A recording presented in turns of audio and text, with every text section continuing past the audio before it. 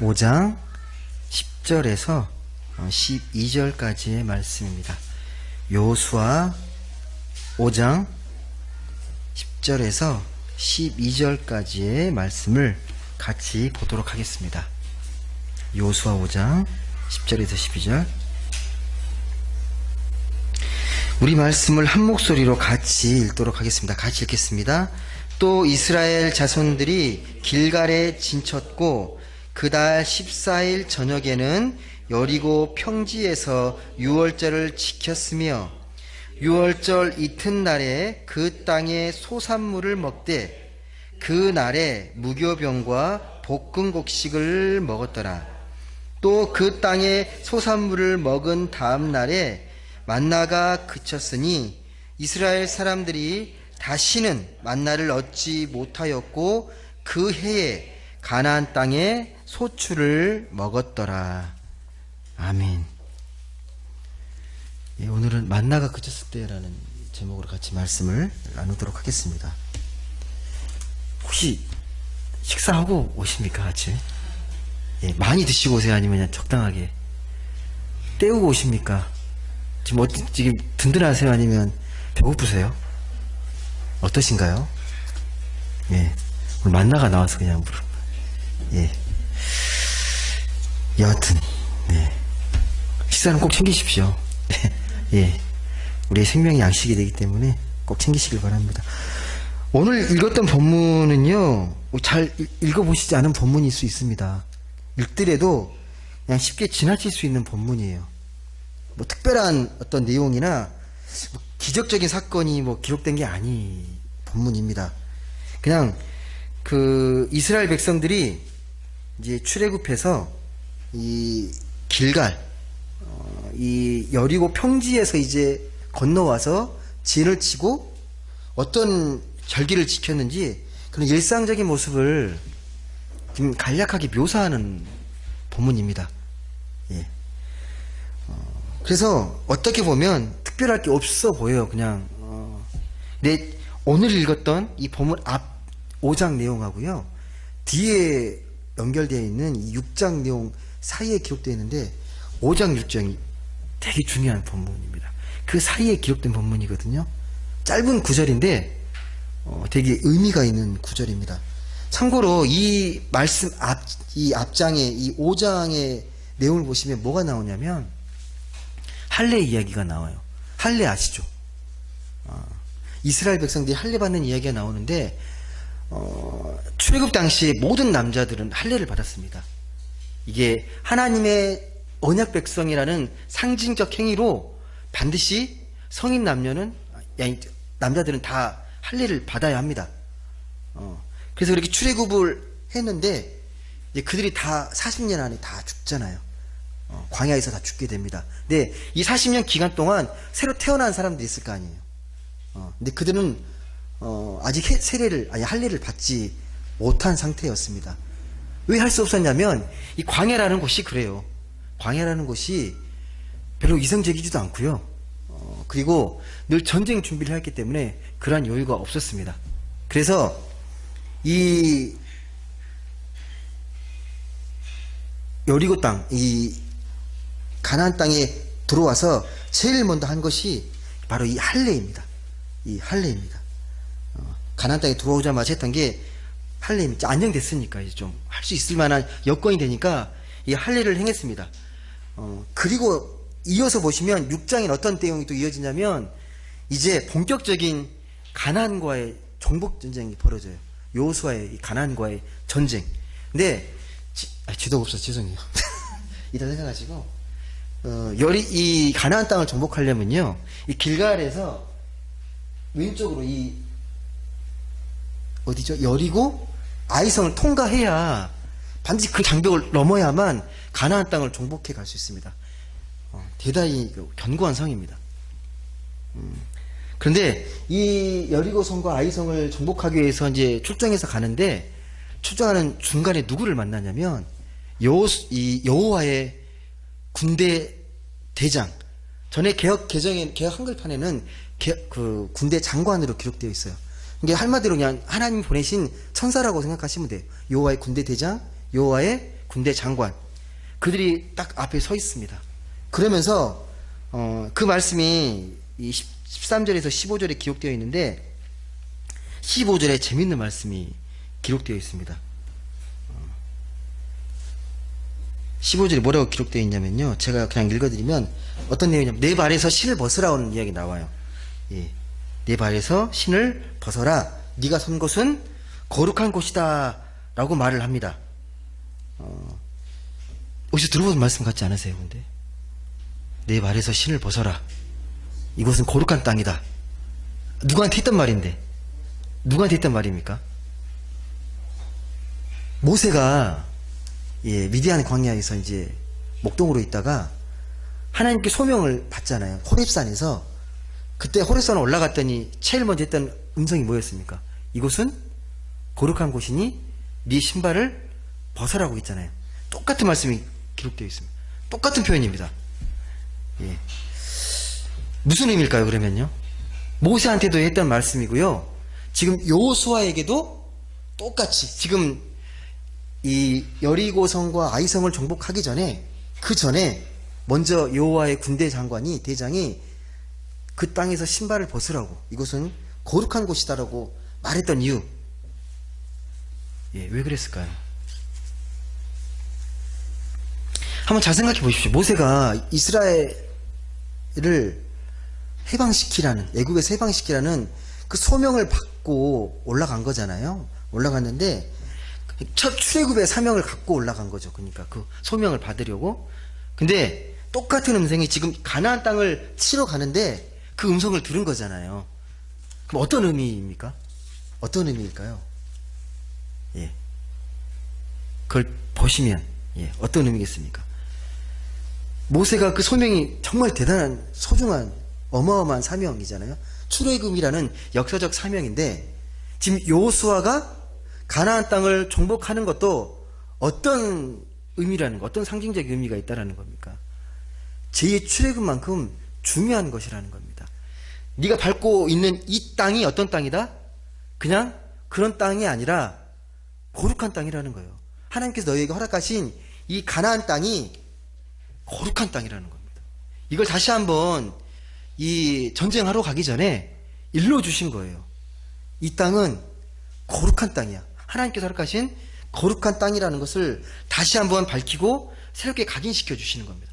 하나님께서 허락하신 이 거룩한 땅, 제사장의 땅이 되어야 할 귀한 땅이라고 그렇게 일러주신 겁니다.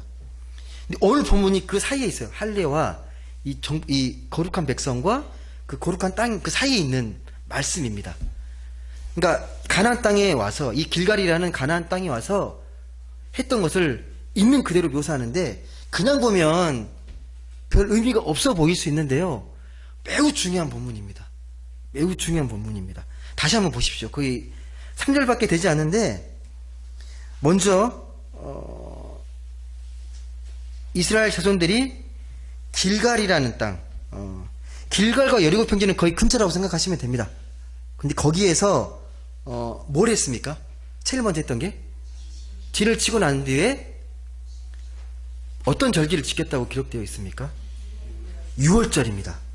이게 첫 번째고요. 또 한 가지는 6월절 이튿날에 뭘 했다고 되어 있습니까? 음식이 나와요. 먹은 음식이. 뭘 먹었습니까? 6월절 이튿날에 무교병과 볶음곡식. 무교병은 뭔지 아시죠? 유교절을, 이 절기를 기념하면서 먹는 게 무교병입니다. 근데 볶음곡식은 뭡니까? 볶음곡식은요, 어디에 소산물이라고 되어 있습니까? 그 땅의 소산물입니다. 볶음곡식이요. 이해되세요? 원래 유교절 때는 뭘 하게 되어 있다고? 유교절 때는요, 무교병을 먹고 양을 삶아 먹게 되어 있는데요. 근데 지금 어떻게 바뀌어 있죠? 무교병을 먹고 지금 그 땅의 소산인 볶음곡식을 먹었다고 되어 있습니다. 이게 무슨 말이에요? 지금 이제 가나안 땅에 들어와서 광야랑 바뀌죠. 음식의 문화가 바뀌는 거예요. 무교병과 더불어서 뭘 먹었다고요? 그 땅의 소산인 볶음곡식을 먹었다. 이게 문화가 섞이기 시작한 겁니다. 문화가 섞인 거죠.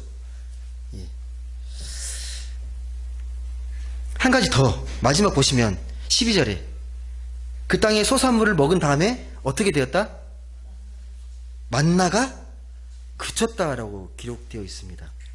정리하면 이거예요. 정리하면 이스라엘 백성들이 이제 출애굽해서 이제 광야를 헤매다가 드디어 가나안 땅의 그 입구까지 와 있는 거죠. 가나안 땅 길갈에 진을 쳤습니다. 진을 쳐서 제일 먼저 진을 치고 유월절이라는 그들의 절기를 지킵니다. 이튿날에 뭘 먹었다고요? 근데 무교병과 볶음곡식을 먹습니다. 이걸 먹은 다음날 순간 어떻게 됩니까? 드디어 하늘의 만나가 그쳤습니다. 끝났습니다. 예. 중요한 게 이거예요. 유월절이라는 걸 좀 기억하시고요. 말씀을 보시면서 유월절 또 하나가 가나안의 소출, 또 한 가지는 만나입니다. 이 세 가지가 핵심 오늘 말씀의 키워드예요. 이걸 잘 보셔야 됩니다. 다시 말씀을 순서 생각해 보시면 좀 따라가 보세요. 먼저 가나안에 들어온 이스라엘 백성들이 길갈에 진을 치고 최초로 지켰던 절기가 유월절 절기입니다. 유월절 절기가 어떤 절기인지는 아시죠? 유월절이 어떤 절기입니까? 뭘 기념하는 절기입니까? 유월절이라는 절기가? 뭘 기념하는 절기인가요? 유월절이라는 게 애굽 땅에서 그들이 해방됐잖아요.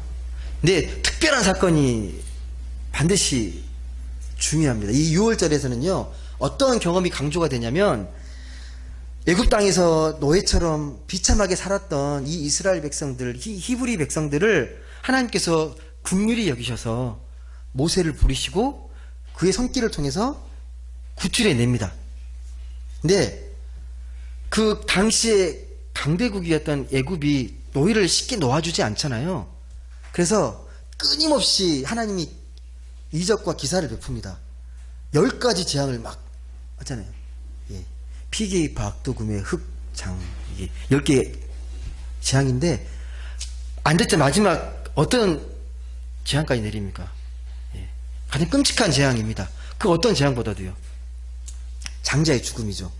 아들뿐만 아니라 사람들의 자식뿐만 아니라 모든 가축과 동물들의 첫째는 다 죽여버립니다.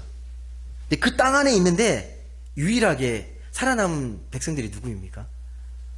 이스라엘 백성들은 같은 애굽 땅에 있는데 문설주에 양의 피를 바른 그 집만은 죽음이 건너가잖아요. 건너갔다는 게 유월이에요. 뛰어넘었다. 죽음이 건너갔다가 유월이잖아요. 그걸 기념하는 사건이에요. 이걸 기념하는 건요, 그렇게 낭만적인 절기는 아니에요. 끔찍한 절기입니다. 그 죽음을 현장에서 목격한 거잖아요. 수많은 죽음들이 통곡하는 걸 들었던 절기예요. 어떻게 이해하시면 되냐면요, 그 13세기, 15세기 그때 유럽에는 흑사병이 유행했잖아요. 전염병으로. 근데 가장 무서운 재앙이었거든요. 흑사병이 돌면 인구의 3분의 1이 사라집니다. 그 죽음으로 인해서. 근데 옆에서 다 죽어가는데 자기 가족은 살아있어요. 다 죽었는데 어떤 경험일 것 같습니까, 여러분? 죽음과 생존이 백지장 차이예요. 누가 죽을지 모르는, 예, 그런 생사의 고락간에 있는 그 경험이 어떤 경험이겠습니까? 그 끔찍한 걸 경험하는 게 유월절의 절기입니다. 유월절 절기입니다. 아마도 그러지 않았겠습니까? 사방이 죽음으로 다 이렇게 막 통곡하고 절규하는 가운데 우리는 생명을 건졌어요. 예. 하나님의 은혜와 도우심으로. 이 생명은 하나님께 달려있다는 것을 생생하게 체험한 사건이잖아요. 그 사건이 유월절인데 그 절기를 통해서 생명의 주관자는 하나님이라는 걸 무엇보다도 절절하게 깨달았을 겁니다. 유월절 절기 의미가 그래요. 이 유월절이. 예. 그러니까 이 유월절이 되면 그래서 어떤 이 행사를 하냐면 일단 그 가족끼리 다 모여가지고요, 유월절 만찬을 나누는데 양을 잡고 무교병을 먹습니다. 양과 무교병. 그리고 그날은 죽음에서 건져주시고 광야에서 생명으로 보호해 주신 그 하나님 은혜에 감사 기도를 드립니다. 예, 그리고 하나님이 우리를 끝까지 지켜주신다는 그 믿음을 다시 한번 다짐하는 절기, 이 유월절의 절기입니다. 그 의미입니다. 그러니까 하나님의 전적인 도우심, 함께 하심으로 우리의 생명이 보존되었고 우리가 살아갈 수 있었다라는 것을 다시 한번 확신하면서 그 힘들고 어려운 세월을 버텨낼 수 있는 힘이 되는 절기가 6월절이에요. 그냥 그런 절기가 아니고, 예, 단지 구원했다는 절기가 아니라 그 죽음을 면했던 사건을 생생하게 기억하면서 대대 후손까지 이어지는 절기가 6월절이라는 절기입니다. 근데 오늘 말씀에 보시면 처음에 터를 잡은 곳이 길갈인데요. 이 가나안 땅인데 그래도 오래 머무를 수 있는 땅은 아니에요. 또 옮겨야 합니다.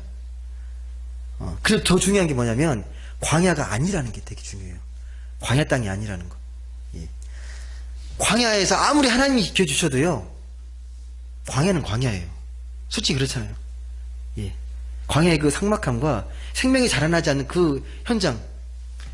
그래도 이제 가나안 땅에 들어왔으니 얼마나 감격스럽겠습니까? 그동안은 유목민처럼 떠돌면서 그렇게 목축하며 그렇게 살아왔는데 이제는 가나안 땅에 들어가서 농사를 지을 수 있게 된 거잖아요. 정착하면서. 엄청난 축복이죠. 이게 전혀 다른 새로운 삶이 시작되는 땅, 길갈에서 이제 시작이 된 겁니다. 지금까지는 매 순간순간 죽음과 생존의 위기에 살다가 이제는 정착하면서 농사 지으면서 살게 되었다는 그런 의미가 담겨 있습니다. 그걸 기념하면서 지금 6월절 이 희망의 축제를 벌이는 장면이 오늘 읽은 이 장면입니다. 근데 오늘 본문에 좀 주목해 볼 말씀이 있습니다. 정말 중요한 말씀인데요. 이스라엘이 6월절 축제를 하면서 가나안 농작물을 이제 먹기 시작을 했잖아요. 그게 11절과 12절에 두 번이나 나와요. 먹었다는 이야기가 두 번이나 기록되어 있습니다. 이건 그만큼 중요하다는 걸 강조하는 의미인데 그만큼 이게 그들에게는 특별한 의미인 거예요. 이제 드디어 만나를 먹지 않고 가나안의 이 소산물을 먹게 되었다는 게 되게 중요한 의미가 담겨 있는 거예요.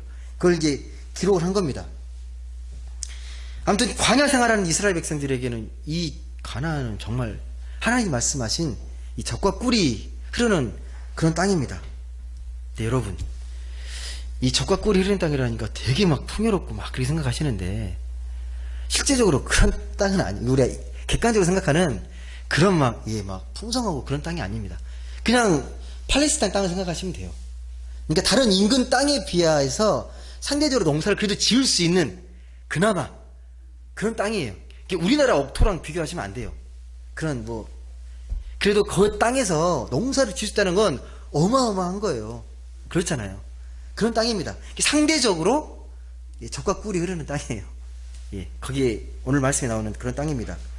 근데 그들이 가나안 땅의 소산물을 먹게 되었다는 의미는 그래서 어떤 의미냐면요, 그냥 단지 식량이 먹었던 게 바뀌는 정도의 차원이 아니라 이제 그들이 매일매일 뭘 먹을까 고민하던 그런 거에서 벗어나서 이제는 안정적으로 삶의 양식을 먹게 되었다는 의미가 담겨 있습니다.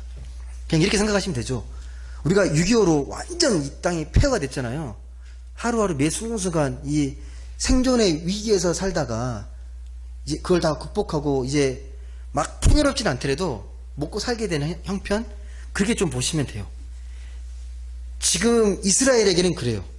광야에서 살다가 가나안 땅에 들어갔다는 의미가 그러한 의미가 담겨 있습니다. 좀 더 이제 안정이 된 겁니다. 우리에게 먹을거리는 정말 중요합니다. 예, 그게 생명이 되고 먹을 걸 먹지 않으면 죽기 때문에 그렇습니다. 먹는 건 매우 중요합니다. 인간뿐만 아니라 다른 동물들도 마찬가지잖아요. 먹을 게 없으면 죽습니다. 그 진리죠. 먹을 걸 먹지 못하면 죽는다. 굶어 죽는다는 건 진리입니다. 근데 여러분, 이 시간에 동일한 시간과 이 공간에서 살지만 지금도 먹을 것을 걱정하고 기근과 기아로 허덕이고 있는 아프리카 난민들을 보시면 여러분은 어떤 생각이 좀 드세요? 지금도 먹을 게 없어서 그것들에 인해서 생존에 걱정을 하고 있는 그분들의 삶을 비춰보면 어떻게 생각이 드십니까? 한쪽에서는 그렇게 먹을 걸로 걱정하는데 또 한쪽에서 좀 잘 사는 나라에서는 비만으로 인한 다이어트 걱정하잖아요. 어떻게 하면 살 뺄까? 근데 정말 여러분, 이 지구상에요, 먹을 게 부족해서 굶고 있는 게 아니에요. 아시겠지만, 충분히 잘 나누면 굶을 사람이 없습니다. 예를 들면 미국 같은 나라는 뭐 농사를 어마어마하게 짓고 풍년이 되면 곡식 가격이 하락할까봐 태평양에 다 빠뜨리잖아요. 수요 공급에 올리기 위해서 그걸 다 풀어버리면 가격이 폭락할까봐 그걸 뭐 가난한 나라에 뭐 이렇게 구제물로 주는 게 아니고 다 빠뜨립니다. 이게 비정한 우리 경제 논리 현실이잖아요. 우리 같으면 줄 것 같은데 아니에요. 절대 그렇게 하지 않습니다.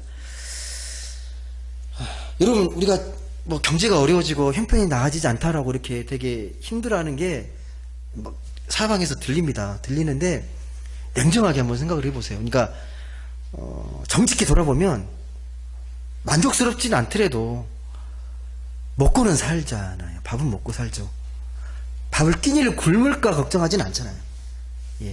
우리가 기대하는 만큼 그 욕구가 채워지지 않으니까 그에 대한 불만은 분명히 있을 수 있겠지만 우리가 그래도 뭐 알바를 하든 열심히 성실히 노력하면 밥은 먹고 살 수는 있습니다.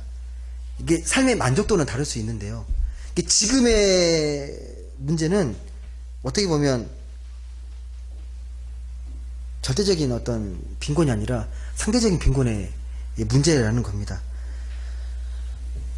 어쩌면 이미 우리들도요. 그래서 이 말씀으로 비춰보면 광야라기보다 그래도 가나 안에 들어와 있는, 왜냐하면 생존적 위기는 벗어나 있는 상태이기 때문에 지금의 모습과 좀 비슷하지 않을까 싶어요. 얼마 더 잘 사느냐, 더 얼마나 누리느냐, 그에 대한 차이지 먹고 사는 걸로 지금 고민하거나 그걸로 힘겨워하진 않기 때문에. 오늘 본문을 보시면 매우 재미있는 현상을 서술하고 있습니다. 그러니까 마지막 12절에 보시면 그 땅의 소산물을 먹은 다음 날 만나가 그쳤다라고 이야기를 합니다. 여러분 어떻게 이해하십니까? 그 땅에 있는 곡식을 먹으니까 만나가 그친 거예요. 만나를 먹고 나니까, 아니 잠깐 맞나요? 만나가 그치니까 그 땅의 소산물을 먹게 된 거예요? 아니면 그 반대입니까? 어떤 것 같아요? 소산을 먹으니까 만나가 그친 거예요? 아니면 이제 만나가 안 내리니까 그 땅 소산물을 먹기 시작한 거예요? 만나가 뭔지는 아시죠? 혹시 사진으로 보신 적 있으세요? 여러분이 뭐는 가끔 뭐 사진이나 이렇게 보는 만나 하얗게 생긴 둥근 씨 같은 거, 이 성서학자들이요, 그 당시 만나가 진짜 무엇인지 되게 고증하려고 되게 애를 많이 썼는데요. 정리된 건 없습니다, 여러분. 그러니까 여러 가지 설을 갖고 이야기하는데요. 어떤 이야기도 있냐면, 참고로 이 모세가 미디안 광야에서 40년 동안 목동 생활을 하는데 그 미디안의 광야의 생리를 너무 잘 아니까 만나가 언제 어떻게 내리는지를 잘 알아서 그 땅으로 인도했을 거라고 하는 설도 있어요. 근데 제가 말씀을 보면 느껴지는 게 하나님이 진 앞에 내리시고 그 뒤로는 이 가나안 땅 들어가면 만나가 그친 걸 보면 그러한 종류의 만나는 아닌 것 같아요.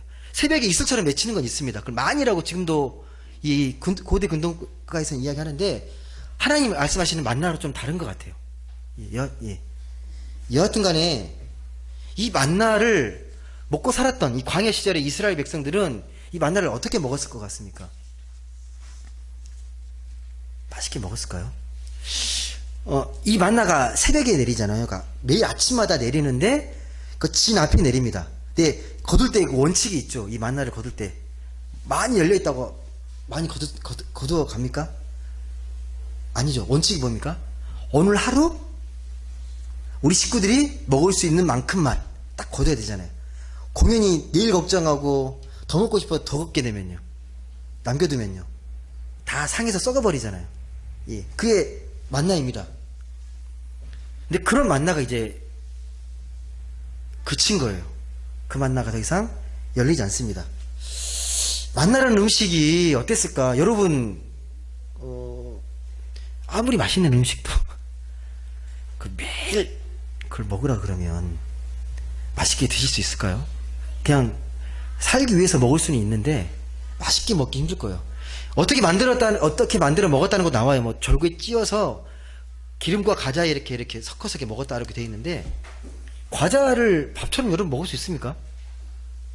예, 달달하긴 할 텐데, 그렇게 막 이렇게 막 배부르게 막 잘 먹었다, 뭐 고기를 먹은 것처럼 막 그렇게 느껴지진 않았을 거예요. 만나라는 음식 자체가요. 그러니까 아마 근근히 버티는 음식이었을 겁니다. 이 광야에서 아무것도 먹을 것이 없을 때 오로지 의지할 건 만나밖에 없으니까 생존의 정말 목숨과도 같은 음식, 이게 아마 만나였을 겁니다. 그러니까 우리나라 60년대까지 보릿고개가 있었죠. 맞나요? 70년대에는 언제까지 우리가 보릿고개 시대로 이렇게 이야기를 하죠? 겪어보신 분 얘기. 예. 그때 먹을 게 없으면 이제 보리가 나기 전까지 산에 들어가서 이제 풀뿌리 캐먹잖아요. 그런 것 같은 느낌이 들어요. 제가 말씀 읽을 때마다 뉘앙스가 그래요. 막 이 풍족한 음식은 아니에요. 근근히 살아갈 수 있는 음식입니다. 이제 만나가 그치고 가나안 땅에 들어가니까 온갖 소산물과 과일이 있잖아요. 이제 음식 문화가 확 달라진 거예요. 음식 문화가. 그럼 만나가 그친 게 뭐 눈에 보여지기에는 어떻습니까? 이 만나가 그친 게 시대적으로 보게 되면 즐거워야 할 사건 아닐까요? 만나가 그친 게 어떠세요? 여러분이 이스라엘 백성 광야에서 막 40년 동안 헤매다가 이제 가나안 땅 들어가서 그 땅에 막 곡식이랑 막 과일도 막 이제 먹게 된 거잖아요. 그럼 맛없는 만나만 먹다가 즐거움이 시작된 거 아니에요? 아닌가요? 어떤가요, 여러분? 어떤 마음일 것 같습니까? 한번 생각해 보셔야 돼요. 그래야 이게 좀 깊이 다가올 수 있습니다. 단순하게 이렇게 생각하시면 이 말씀의 깊이에 다가가기가 어렵습니다. 분명히 풍요로워졌다라는 겁니다. 이 풍요로움이 진짜 축복인가를 좀 고민해 보셔야 되는 거죠. 이게 만족스럽게 살 수 있는 이 기회가 된 거죠. 이 동시에 이 풍요로움이 이 하나님을 잃어버릴 수 있는 위기의 순간이 되기도 합니다. 그게 말씀에 나와요. 뭘 알 수 있냐면요, 안타깝게 말씀을 살펴보시면 광야에 있을 때는 그래도 매 순간순간 이 생존이 하나님께 달려있기 때문에 간절하게 절절하게 기도합니다. 정말이에요. 근데 가나안 땅에 들어오는 순간이요, 신앙이 좋아지지 않고 더 나빠집니다. 영적 흐름으로 보게 되면요, 형편없이 나빠집니다. 더 풍족함을 누리면 누릴수록 자꾸 하나님 잃어버려요. 그리고 가나안 땅에 들어가면서 이 가나안 농경의 신인 바알을 섬기기 시작하잖아요. 더 좋아 보이니까 하나님 자꾸 잊어버리고 자꾸 풍요롭게 만들어주는 바알에 빠집니다. 네. 이게 광야에서 생활하는 사람의 입장에서는요, 농사 짓고 이렇게 살아가는 그들이 훨씬 더 선진국인 거예요. 문명인인 거예요. 자꾸 그들의 풍습을 따라가려고 하는 거예요. 예. 그래서 우리가 무엇이 본질적인 문제인지를 다시 한번 생각해 보셔야 합니다. 만나가 내리던 시대와 그 이후의 시대가 영적으로 환경이 바뀌는 거예요. 바뀌는 겁니다. 광야에서 만나가 다시 한번 정리해 드릴게요. 어떤 의미였겠습니까? 이 만나라는 게. 만나로 상징되는 게 어떤 의미입니까? 우리가 큐티 할 때도 오늘의 만나 이렇게 하잖아요. 만나가 어떤 의미입니까? 생존을 위한 절대적인 양식이에요. 먹지 않으면 죽습니다. 내려주지 않으면요, 그걸로 생명이 끝나는 거예요. 그만큼 이 만나라는 것은 자신의 생존과 결부된 매우 중요한 음식입니다. 그래서 매 순간순간마다 절실하게 구해야 됩니다. 하나님, 오늘도 나에게 필요한 양식을 내려주십시오라고 간절히 구하고 그걸 받아 먹으면서, 우리의 생명은 하나님께 달려있다라고 늘 고백하며 먹을 수밖에 없는 음식이 이 만나입니다. 예. 그러니까 제가 앞에 말씀드렸던 6월절 사건 있잖아요. 그것과 생존의 경계에 있는 상징적인 게 만나라는 겁니다. 이 만나, 6월절 그러면요, 생사의 그 기로에 있는 그 위기에 있는 순간에 하나님이 구해주신 것을 떠올릴 수 있는 중요한 이 신앙적인 장치입니다. 6월절과 이 만나는 그렇습니다.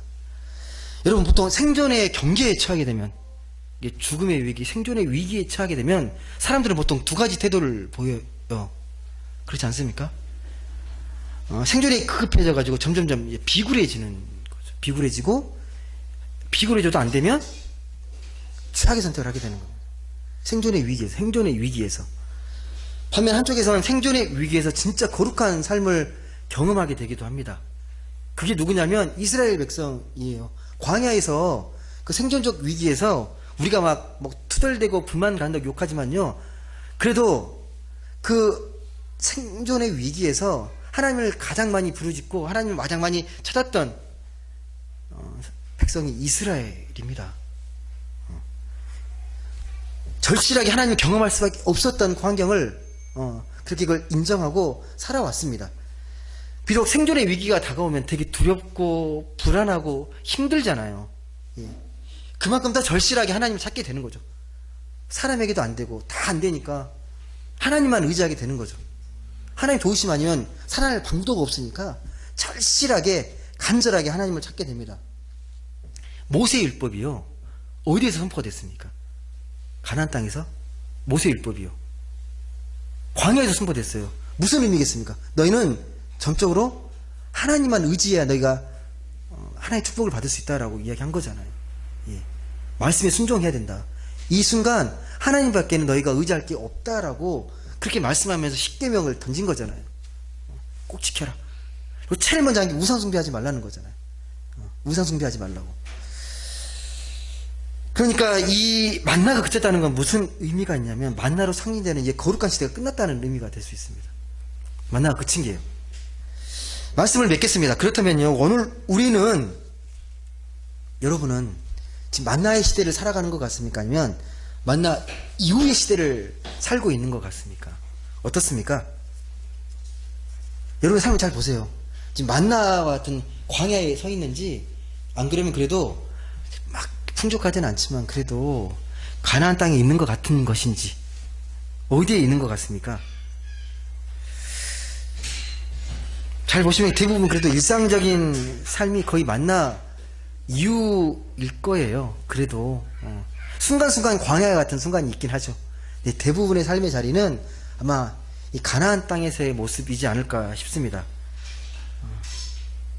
그러니까 여러분이 고민하는 게 어떤 생존의 문제로 고민을 하기보다 어떻게 하면 지금보다는 더 잘 살까, 그에 대한 고민을 갖고 있잖아요. 모든 사람들이 그래요.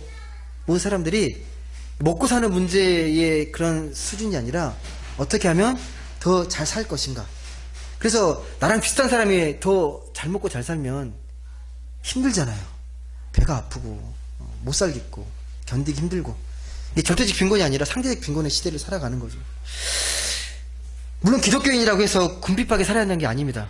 하나님이 충분히 경제적인 능력을 부어주시면 풍요롭게 살아간다 하더라도 중요한 건 뭐냐면 만나와 같은 우리가 영적인 생존의 경계선에 있는 것처럼 그러한 심정으로, 그러한 시점으로 살아가는 게 중요하다는 거예요. 풍족하다고 거기에 너무 빠져서 거기 안에서 내 삶을 영적으로 안이하게 하게 되면 이런 가난에 들어갔던 이스라엘 백성처럼 그런 우상에 빠지게 되고 하나님 자꾸 멀리하게 되는 그런 삶의 모습을 나타나게 된다는 겁니다. 이런 하나님의 관계, 이런 만나의 그런 은혜를 모르고 물질의 부를 받게 되면요, 재앙입니다. 그게 오히려 나를 힘들게 하고 괴롭게 하는 걸림돌이 될 수 있다는 것입니다. 마치 이스라엘 백성들이 만나 이후에 추구했던 가나안의 그 바알과 같은 그런 신앙의 모습을 띌 수 있다는 겁니다. 그래서 우리는 오늘 우리의 삶의 자리가 비록 만나 이후를 살아간다 하더라도 우리 영적으로는 늘 광야에 같은 심정으로 하나님 아니시면 저는 안 됩니다라는 이 영적인 이 생존의 경계선상에 있는 것처럼 살아가야 합니다. 그게 오늘 우리에게 주시는 메시지입니다. 그래야 우리의 영이 어두워지지 않고 하나님만 바라보면서 하나님만 의지하며 살아갈 수 있습니다. 부디 여기 계신 모든 분들은요, 매일 부어주시는 이 하나님의 만나를 꼭 구하십시오. 지금 있는 거에 만족하지 마시고요, 매일매일 나에게 필요한 이 만나와 같은 은혜를 매일 구하셔야 합니다. 그런 만나와 같은 삶의 은혜를 한량없이 부어주시기를 성령께 구하셔야 합니다. 삶의 경계선상에서 만나와 같은 그 하나님의 은혜로 그 광야를 버텼던 이스라엘 백성처럼 그런 만나와 같은 하나님의 은혜가 우리 안에, 우리 심령에, 우리 삶 가운데 가득 채워주시라고 꼭 그렇게 기도하며 나아가셨으면 좋겠습니다. 그래서 삶의 자리를 영적으로 더 풍성하게 가꾸고 하나님 안에서의 참 기쁨, 참 행복을 누리시면서 또한 그 받은 은혜를, 또 그 은혜를 간절히 필요한 우리 이웃들과도 함께 나눔으로 하나님 나라를 확장해 나가는 모든 분들 되시길 주님의 이름으로 간절히 소망합니다. 기도하겠습니다.